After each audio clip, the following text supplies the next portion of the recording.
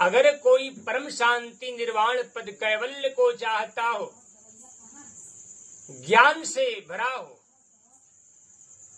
तो भी भगवान शिव ने कहा ज्ञानवंत अपिशो नर, ज्ञान से भरा हुआ मनुष्य भी पशु बिनु पूंछ बिसान, बिना सिंग और पूंछ के पशु के समान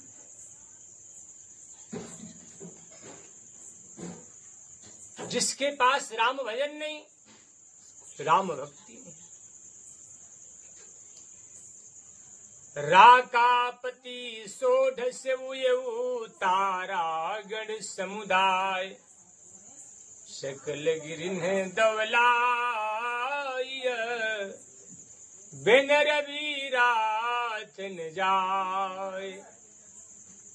राकापति, राकापति कौन है? चंद्रमा को राकापति के,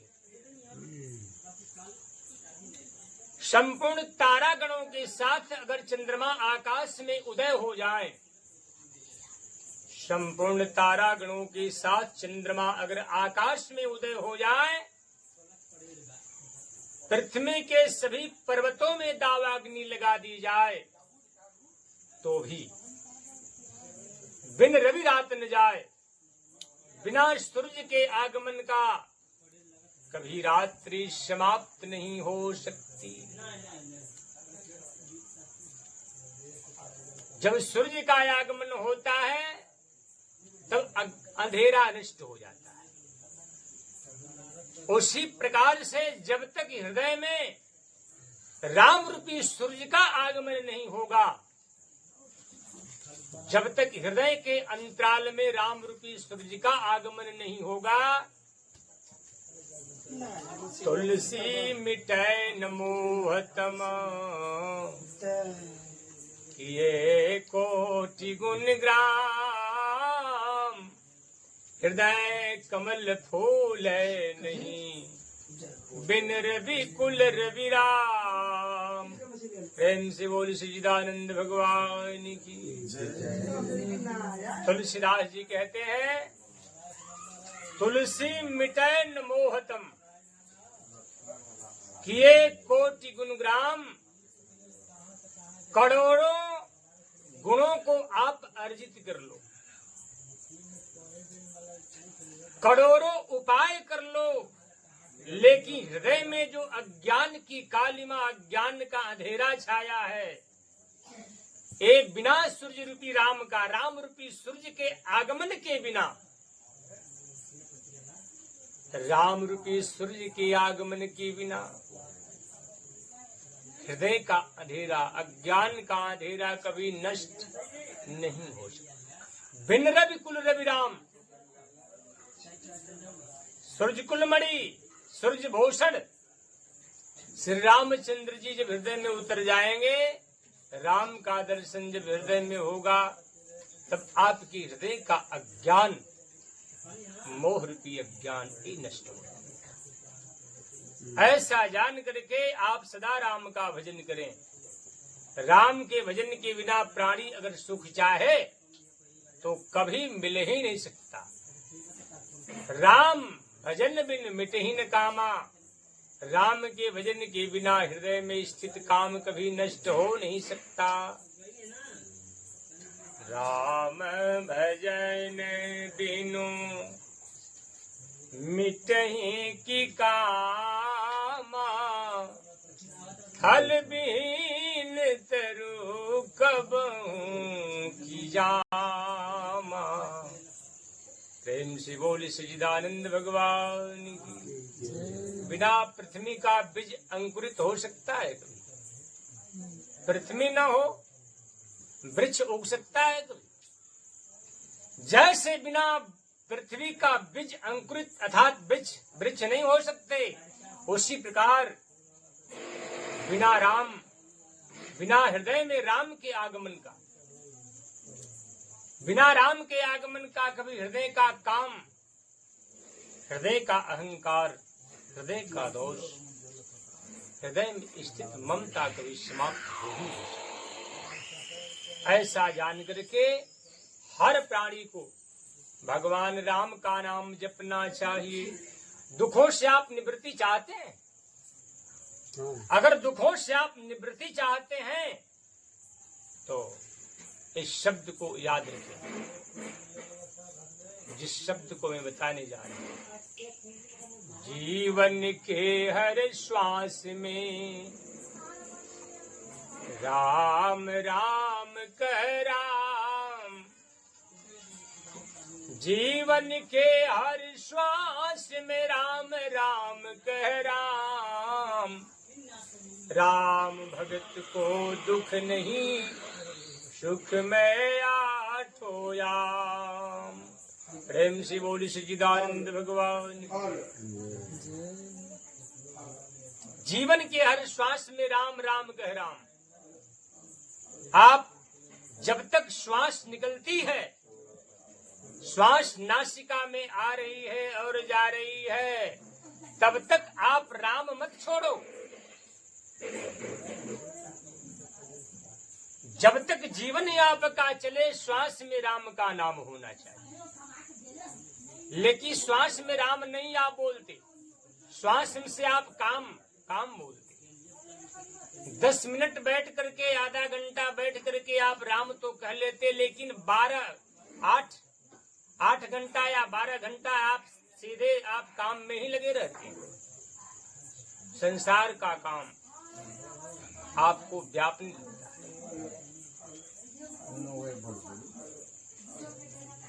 इसलिए आपकी लड़ी टूट जाती है। भगवान बोले कि श्वास में राम नाम लिख दो। जब श्वास में राम नाम हो जाएगा तब आपका सारा काम बन जाएगा।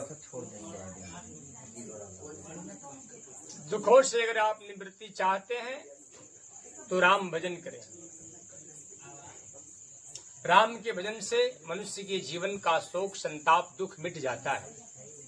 ऐसा जानकर कि आप सदा सर्वदा भगवान की भक्ति में लगे रहे।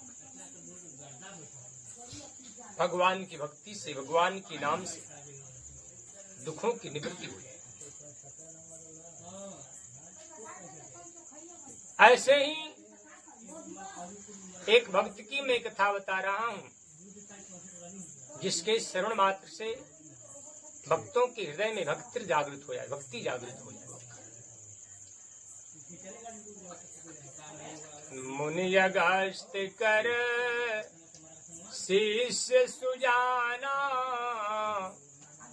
नाम सुते स्मृति भगवाना।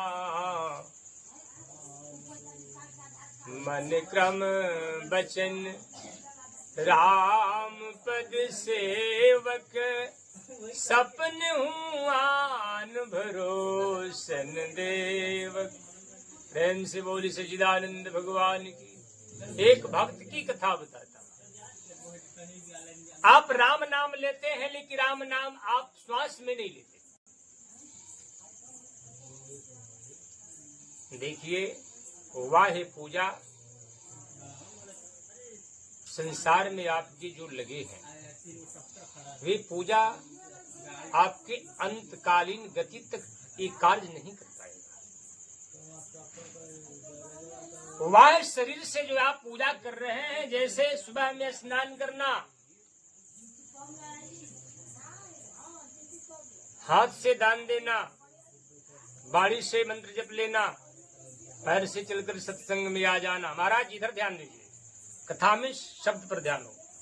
तो ये वाह पूजा जब तक इंद्रियां काम करती है, सक्रिय अवस्था में रहेगी, तब तक विवाह पूजा काम करेगा। लेकिन जब अंतिम क्षण आपका आएगा, ये सब लोग अक्रिय हो जाए, शरीर में पीड़ा हो जाएगी, आंख से रोशनी चली जाएगी, कान से धुनी चली जाएगी, हड्डी से चर्म अलग हो जाएगा। इस प्रकार ऐसी स्थिति में आप कैसे भजन करेंगे? उसमें श्वास ही काम करेगा,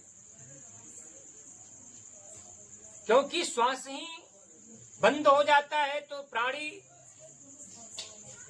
इस शरीर को छूकर देखते हैं कि प्राण है कि नहीं शरीर के अंदर, इससे प्राण ही निकलता है शरीर से। प्राण जब निकलता है आत्मा तो कोई निकलने की बात तो होती नहीं। आत्मा तो सर्वव्यापी है, वो अनंत चेतन है, भगवान का अंश है, प्रकाश रूप है। प्राण निकल गया तो इसी बात को मैं संकेत करता हूं कि जीवन के हर श्वास में, जीवन की जो ये श्वास चल रही है, तो इस जीवन के श्वास में राम नाम ही होना चाहिए। जीवन के अगर श्वास में राम नाम नहीं तो आपके जीवन में बहुत सारे कष्ट आ सकते हैं। अभ्यास करें कि हमारे श्वास में राम का नाम। भजन की प्रणाली बताते समय संतों ने 4 प्रकार की प्रणाली बताई। ये 4 प्रकार का जप होता है। भगवान का नाम 4 प्रकार से जपे जाते हैं।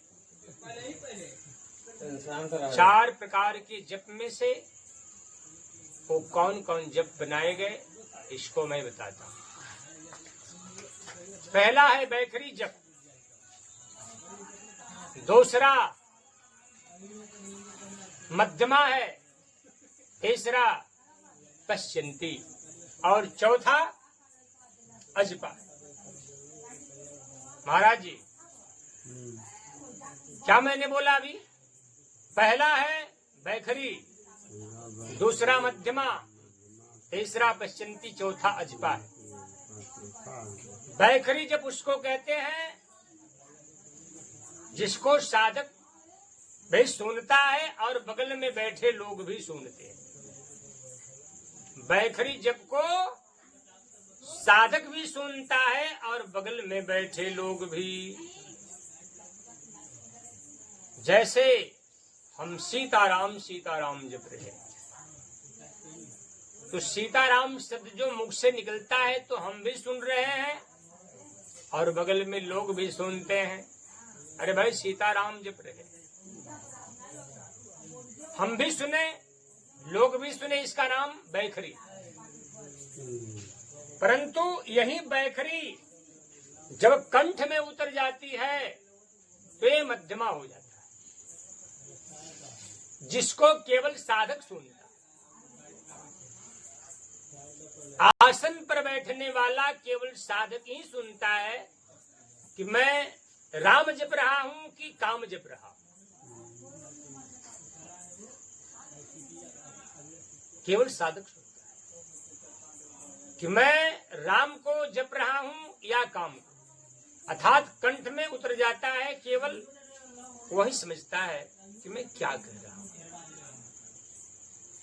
इसका नाम है मध्यमा। परंतु यही मध्यमा पश्चिंती में चला जाता है, अर्थात हृदय में उतर जाता है। यही मध्यमा पश्चिंती में उतर जाता है, जिसको साधक चिंतन में डाल देता है, अर्थात ये मन में चला जाता है, चिंतन में चला जाता है। ये नाम चिंतन में हो जाता है। मन से चिंतन में ये नाम जब उतरता है तो उस समय इसका नाम पश्चिंती हो जाता है। नाम दर्शन करता है, पहले ब्रह्म दर्शन नहीं करता। साधु जी, महाराज जी, पहले नाम दर्शन और उस नाम में ब्रह्म दर्शन। लेकिन ये मध्यमा जो कंठ में जो स्वयं साधक सुन रहा था, ये पश्चिंती हृदय में जब उतरा तो इसको चिंतन में डाला गया। चिंतन मन का विषय। पहले नाम दर्शन, नाम को चिंतन में डाल दिया। जैसे फल के अंदर फल का मीठापन छिपा हुआ है, फल के अंदर फल का स्वाद, फल का मीठापन छिपा है, उसी प्रकार नाम के अंदर परमात्मा का विग्रह, परमात्मा का स्वरूप छिपा हुआ है। नाम रूप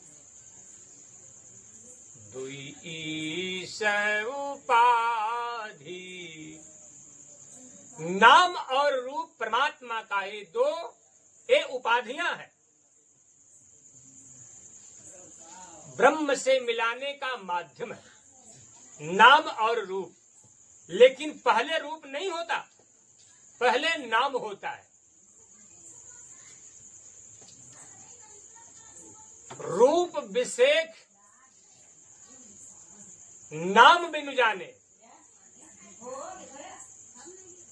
करतल गत न पर ही पहचाने।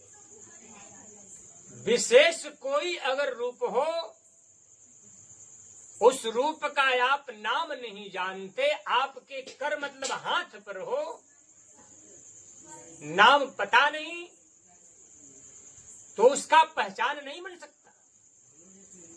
रूप विशेष नाम बिनु जाने, करतल गत न परहि पहचाने। सुमरिय नाम रूप बिनु देखे, आवत हृदय स्नेह विसेखे।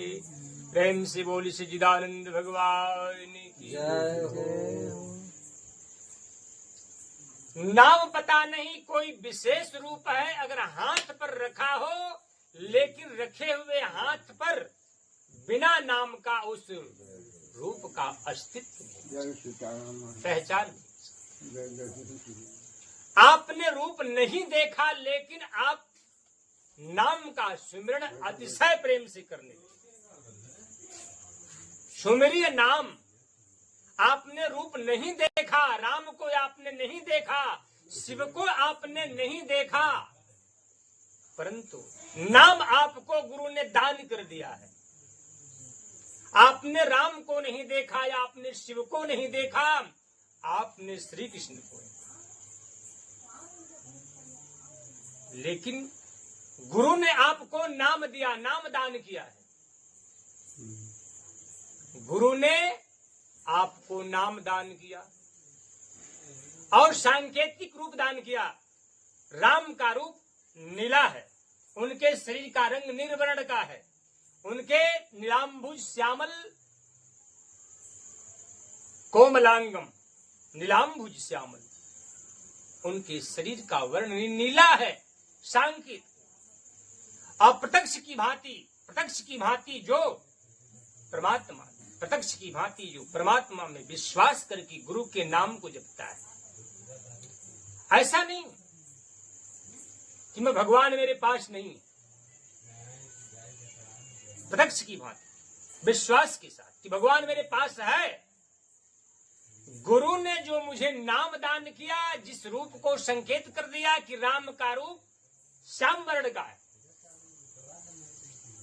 इसका भाष्य करता। गुरु नाम देते हैं, सांकेतिक रूप देते हैं।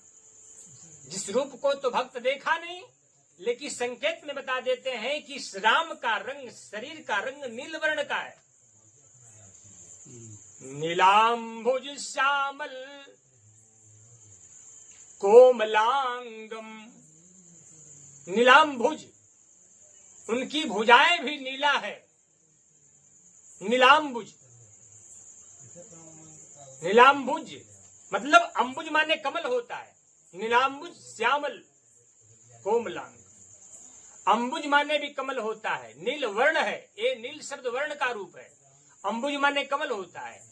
गोस्वामी जी ने राम रूप वर्णन करते समय कहा, जो गुरुदेव ने सांकेतिक रूप दिया है, वो रूप तो देखा भी नहीं गया, लेकिन संकेत में बताया गया कि राम का वर्ण अंबुज अर्थात नील कमल के, अंबुज नीलांबुज मतलब नील कमल के समान।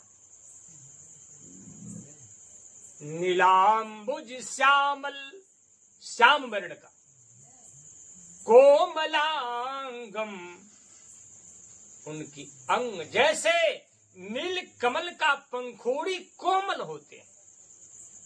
नील कमल के पंखुड़ियां जो होते हैं कोमल होते हैं।